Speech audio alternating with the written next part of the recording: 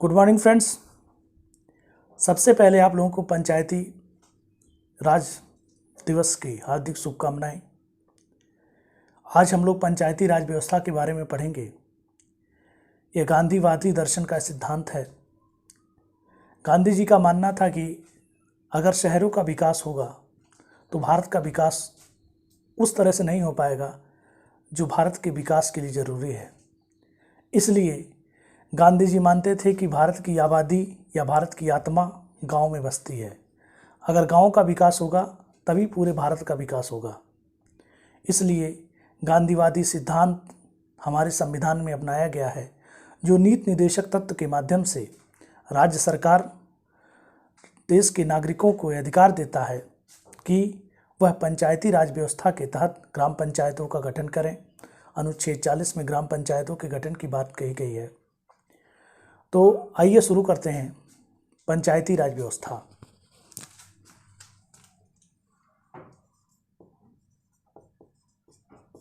पंचायती राज व्यवस्था, देखिए,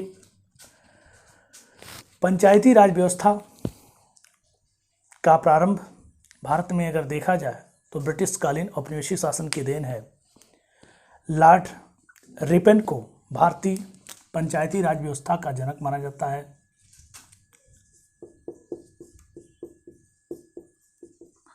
Lord Ripon को भारतीय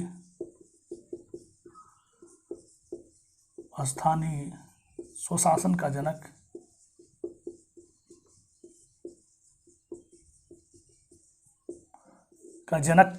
माना जाता है, या भारतीय स्वशासन का पिता माना जाता है। दूसरी बात, इसमें ग्रामीण विकास के दायित्व को सौंपा गया है। पंचायती राज व्यवस्था का मूल उद्देश्य विकास की प्रक्रिया में इसका जो उद्देश्य है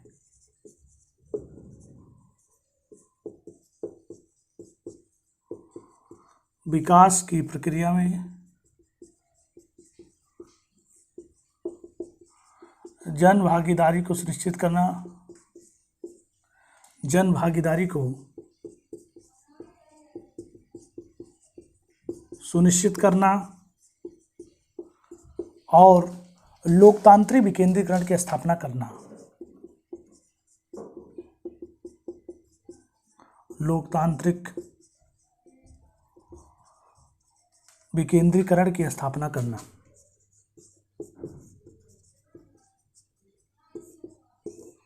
यह हमारा क्या है, पंचायती राज व्यवस्था का मुख्य उद्देश्य था। इसी के संदर्भ में 2 अक्टूबर 1959 को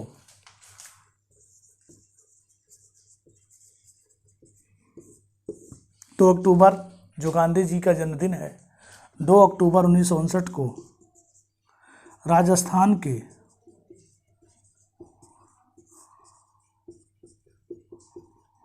नागौर जिले में पंचायती राज व्यवस्था का उद्घाटन भारत के पहले प्रधानमंत्री जवाहरलाल नेहरू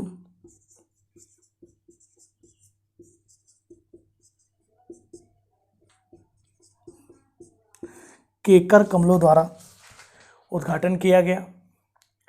और उसके बाद इसके 9 दिन बाद 11 अक्टूबर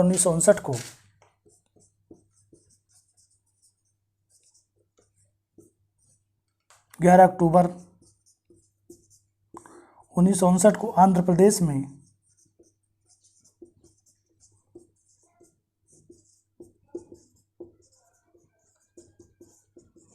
पंचायती राज व्यवस्था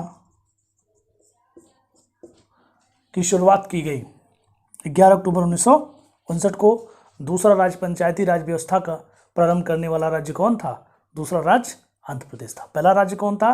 पहला राज्य राजस्थान था।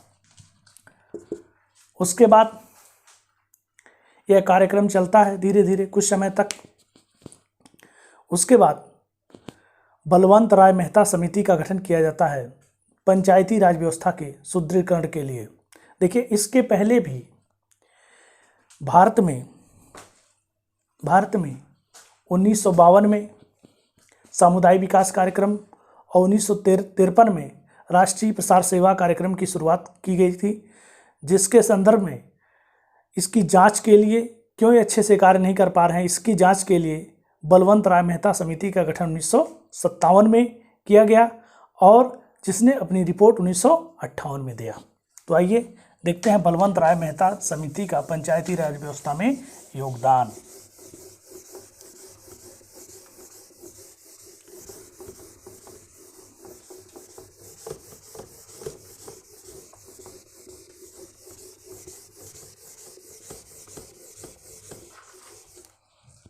बलवंत राय मेहता समिति का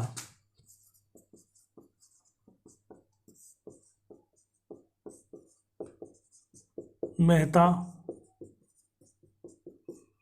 समिति का पंचायती राज व्यवस्था में योगदान।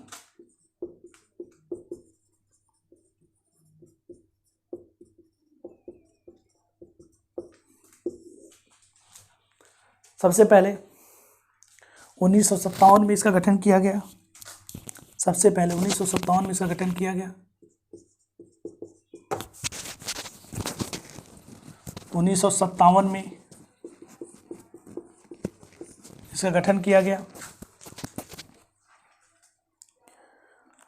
देखिए, जब 1957 में बलवंत राय मेहता समिति का गठन किया गया तो इसने त्रिस्तरीय पंचायती राज व्यवस्था के गठन करने की सिफारिश की। तो इसने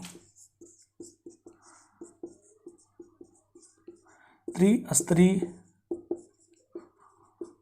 पंचायती राज व्यवस्था के गठन की सिफारिश की।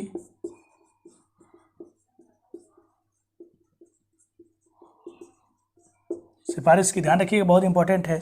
आपसे हमेशा सवाल पूछा जाता है कि किसने त्रिस्तरीय पंचायती राज व्यवस्था के गठन की सिफारिश की थी, तो बलवंत राय मेहता समिति ने 1957 में त्रिस्तरीय पंचायती राज व्यवस्था के गठन की सिफारिश की थी।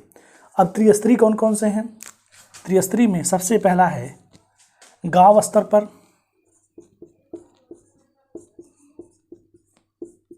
गांव स्तर पर ग्राम पंचायत,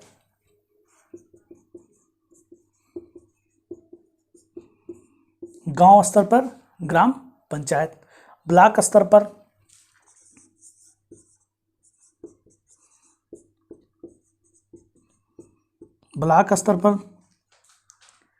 पंचायत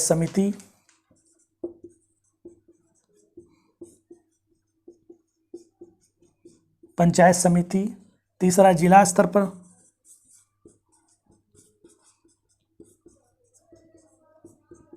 जिला परिषद,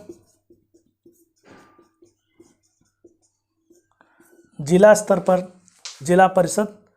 त्रिस्तरीय पंचायती राज व्यवस्था में सबसे ग्रामीण स्तर पर, गांव स्तर पर ग्राम पंचायत, ब्लॉक स्तर पर पंचायत समिति, जिला स्तर पर जिला परिषद। ध्यान रखिएगा, तीनों क्रम को ये आपसे एग्जाम में मिलाने के लिए पूछ लेता है।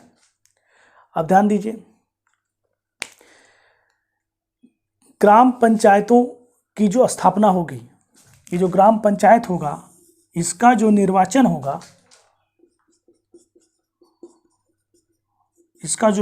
होगा, यह प्रत्यक्ष रूप से होगा।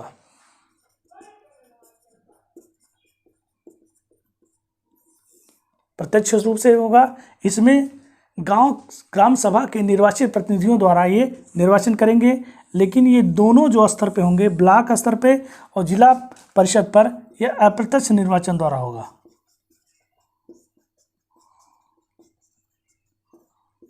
अप्रत्यक्ष निर्वाचन द्वारा होगा। ये दोनों में विशेष रूप से अंतर समझिएगा। अब ध्यान रखिए, जिला परिषद का जो अध्यक्ष होगा वह जिला अधिकारी होगा। ये भी एक पॉइंट नोट कर लीजिए, जिला परिषद का अध्यक्ष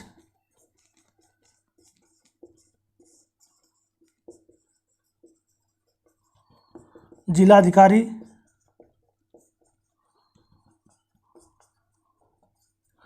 जिला परिषद का जो अध्यक्ष होगा वह जिलाधिकारी होगा।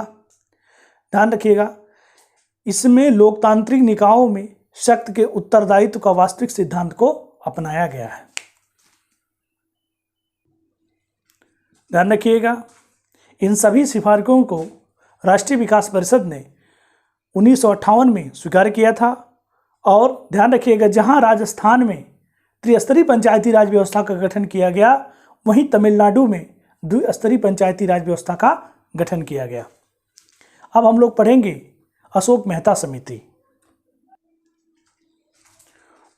अब इसके बाद अशोक मेहता समिति की सिफारिश 1977 में की जाती है, जिसमें 1977 में जो गठन करते हैं, अपनी रिपोर्ट 1978 में देते हैं। उसी समय जनता पार्टी की सरकार आ जाती है, तो त्रिस्तरीय पंचायती राज व्यवस्था को कुछ राज्य अपनाने से इनकार कर देते हैं अपने भौगोलिक स्ट्रक्चर को ध्यान में रखते हुए। इसीलिए द्विस्तरीय पंचायती राज व्यवस्था की सिफारिश की जाती है। द्विस्तरीय पंचायती राज व्यवस्था की सिफारिश।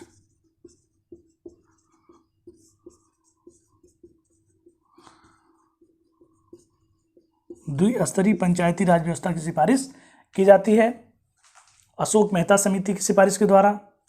इसमें जिला स्तर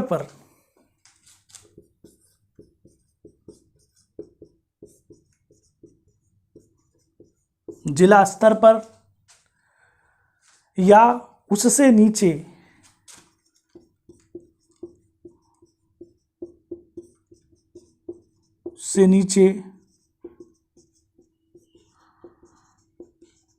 मंडल पंचायत या उससे नीचे मंडल पंचायत में 15,000 से 20,000 की में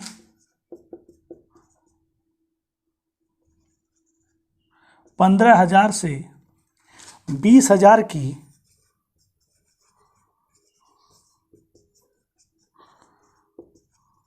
जनसंख्या वाले गांव के समूह होना चाहिए। जनसंख्या वाले गांव के समूह होने चाहिए।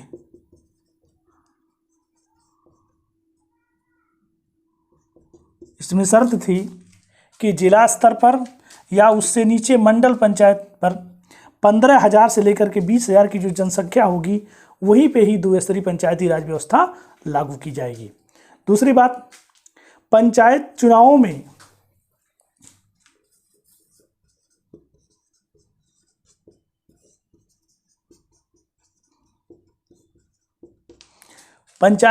में सभी राजनीतिक दलों की आधिकारिक भागीदारी होनी चाहिए। पंचायत चुनाव में सभी राजनीतिक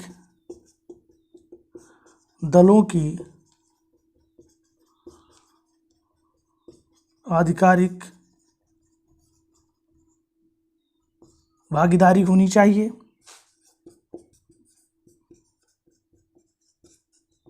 दूसरा पॉइंट है इसमें कि द्विस्तरीय पंचायती राज व्यवस्था का गठन तभी कर सकते हैं आप, इसने जो सिफारिश किया था कि जिला स्तर पर उससे नीचे मंडल पंचायत में 15,000 से लेकर के 20,000 की जब ग्रामीण आबादी होगी, तभी वहां पर आप द्विस्तरीय पंचायती राज व्यवस्था का निर्माण कर सकते हैं। दूसरा पॉइंट यह था कि पंचायती चुनाव में सभी राजनीतिक दलों की भागीदारी होनी चाहिए, क्या होनी चाहिए, सुनिश्चित होनी चाहिए। यह अशोक मेहता समिति ने सिफारिश की थी।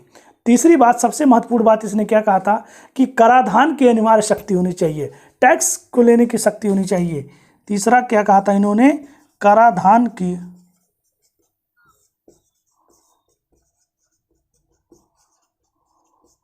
अनिवार्य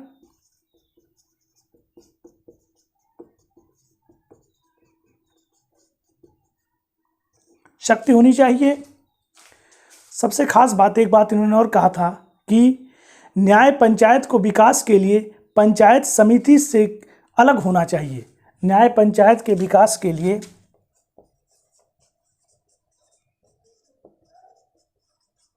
न्याय पंचायत के विकास के लिए अलग से पंचायत समिति होनी चाहिए, अलग से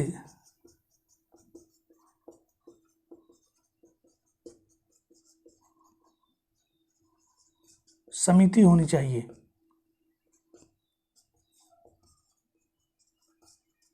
ध्यान रखिएगा। 4 पॉइंट है, बहुत महत्वपूर्ण है।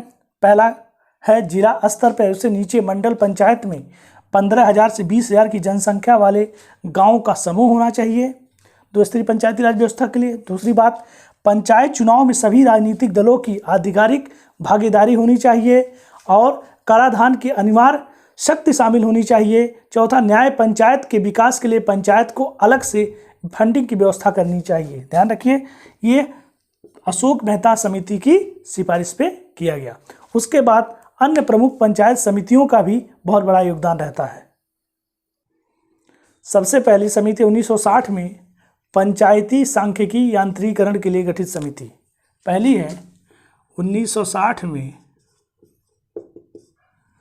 B.R.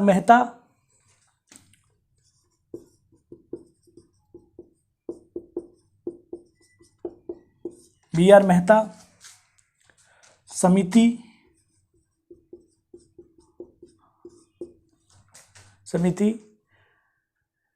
पंचायतों में यांत्रिकीकरण और सांख्यिकी की रूपरेखा के नियंत्रण के लिए गठित समिति।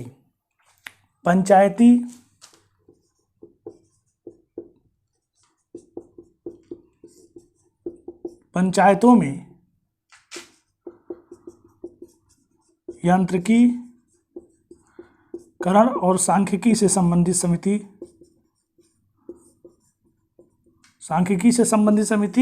1960 में B.R. मेहता समिति का गठन किया गया। दूसरा, J.V.K. राव समिति की सिफारिश। J.V.K. राव समिति का गठन किया गया था। ये किया गया था 1985 में। 1985 में यह ग्रामीण विकास और गरीबी उन्मूलन के लिए गठन किया गया था। ग्रामीण विकास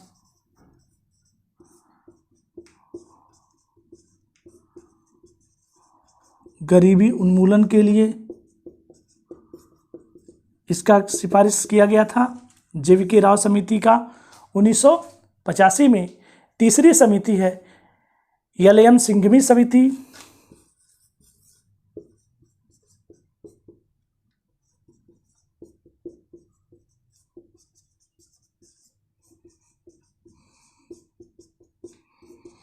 L.M. सिंघवी समिति जिसका गठन 1986 में किया गया था। 1986 में किया गया था। यह पंचायती राज को संवैधानिक दर्जा देने के लिए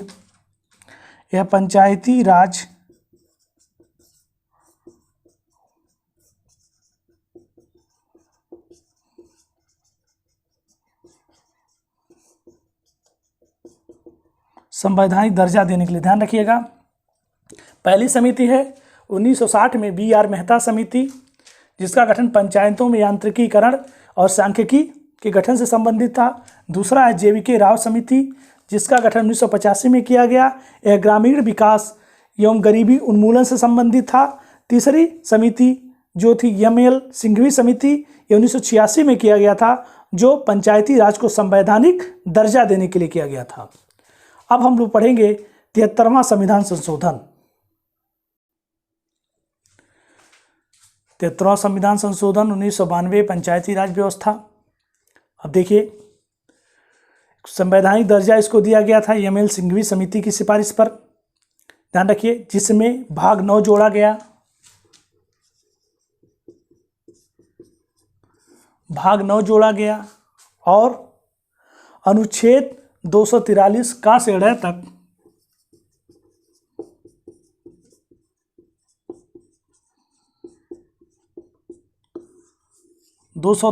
का से ड़ तक 16 अनुच्छेद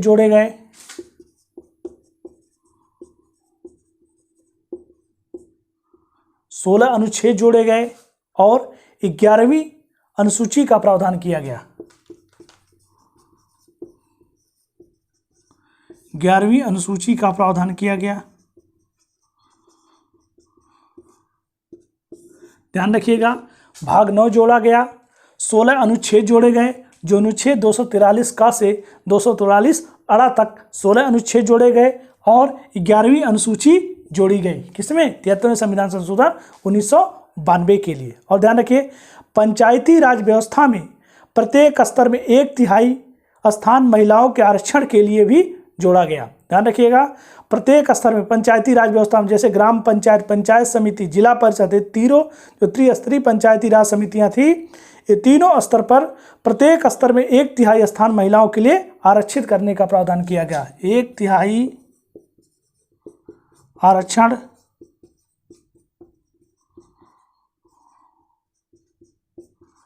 महिलाओं के लिए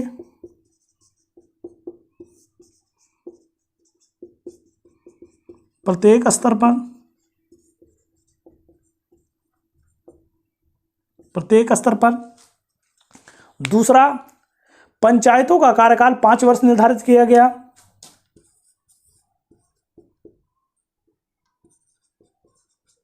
पंचायतों का कार्यकाल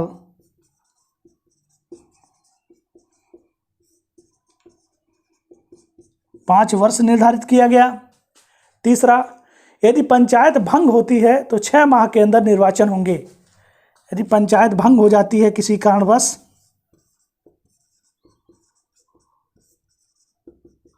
भंग होने की स्थिति में 6 माह के अंदर निर्वाचन कराने का प्रावधान। नेक्स्ट, राज्य की संचित निधि के द्वारा अनुदान देने की व्यवस्था। राज्य की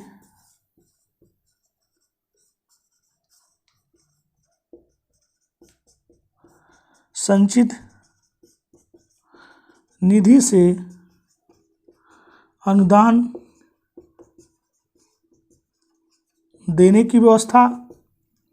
बिना पैसे का कोई कार्य नहीं हो सकता है। राज्य की संचित निधि से अनुदान देने की व्यवस्था 73वें संविधान संशोधन 1992 के द्वारा किया गया। ध्यान रखिएगा एक चीज़ और, 73वें संविधान संशोधन के बाद कर्नाटक देश का पहला ऐसा राज्य है जिसने पंचायती राज व्यवस्था को अपनाया था। एक चीज़ और नोट करके समझ लीजिए, इंपॉर्टेंट पॉइंट आपके लिए। पंचायत को यदि किसी कारण के माध्यम से पंचायत को भंग कर देती है, यदि पंचायत किसी कारण बस पंचायती राज व्यवस्था में किसी तरह की कोई समस्या होती है तो उसके लिए राज्य सूची के विषयों के अंतर्गत उसको देखा जाएगा। ध्यान रखिएगा, पंचायती राज व्यवस्था राज्य सूची का विषय है, इतना दिमाग में रखिएगा। थैंक यू दोस्तों।